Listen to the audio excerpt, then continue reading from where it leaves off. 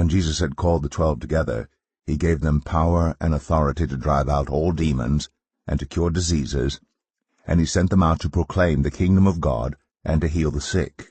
He told them, "Take nothing for the journey, no staff, no bag, no bread, no money, no extra shirt. Whatever house you enter, stay there until you leave that town. If people do not welcome you, leave their town and shake the dust off your feet as a testimony against them." So they set out and went from village to village, proclaiming the good news and healing people everywhere.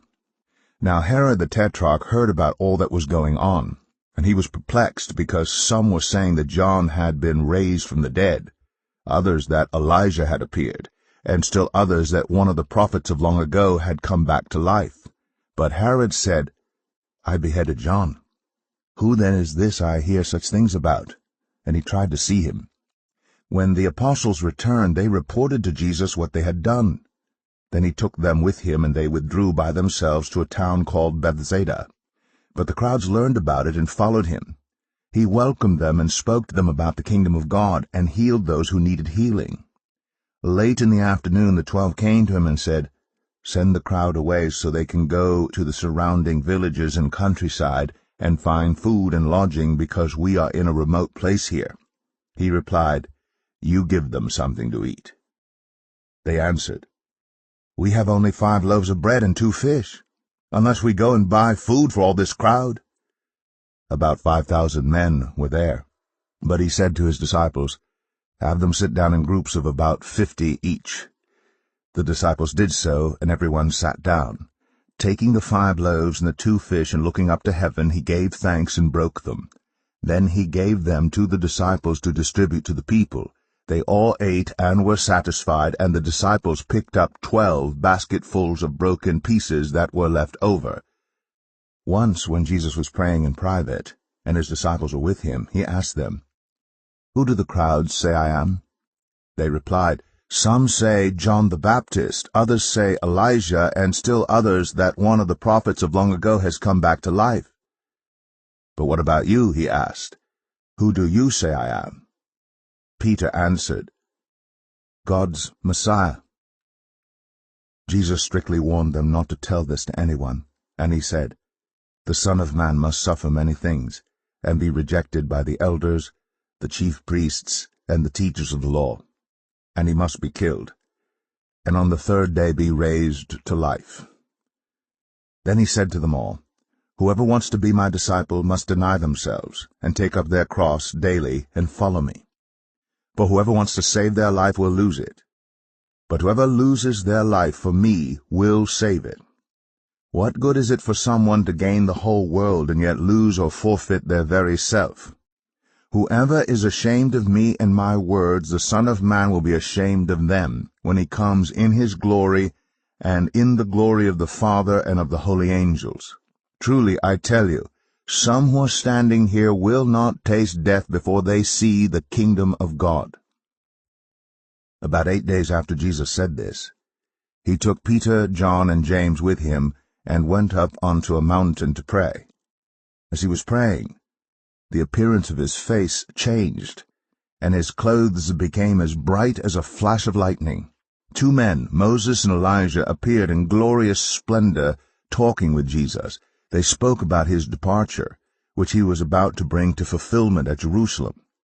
Peter and his companions were very sleepy, but when they became fully awake, they saw his glory and the 2 men standing with him.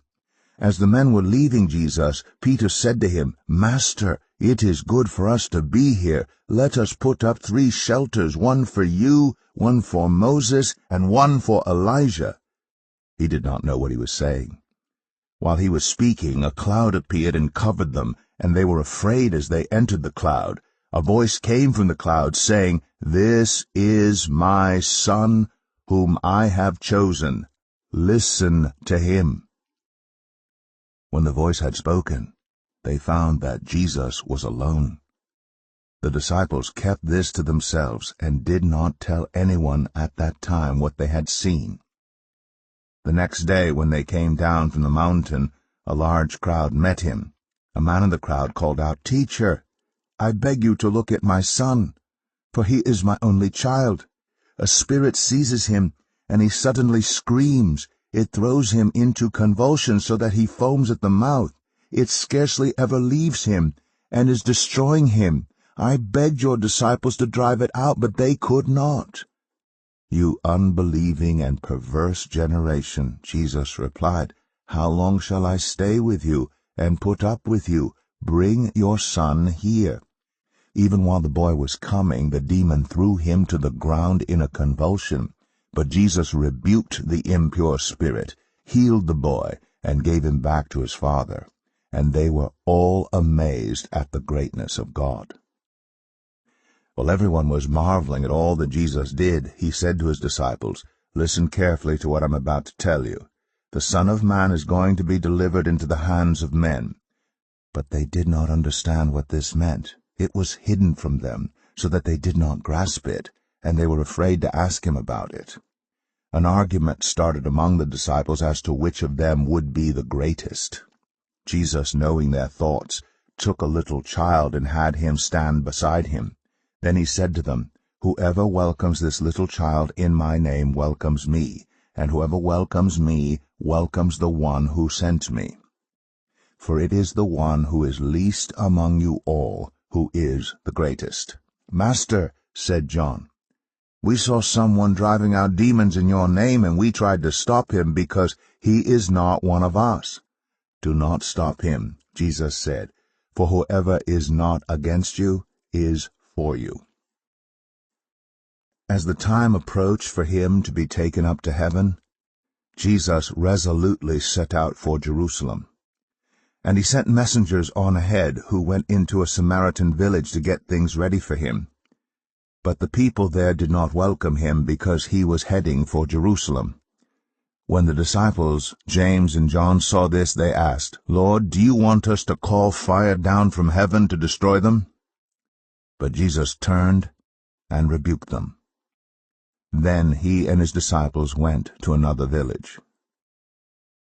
As they were walking along the road, a man said to him, "I will follow you wherever you go." Jesus replied, "Foxes have dens, and birds have nests, but the Son of Man has no place to lay his head." He said to another man, "Follow me." But he replied, "Lord, first let me go and bury my father."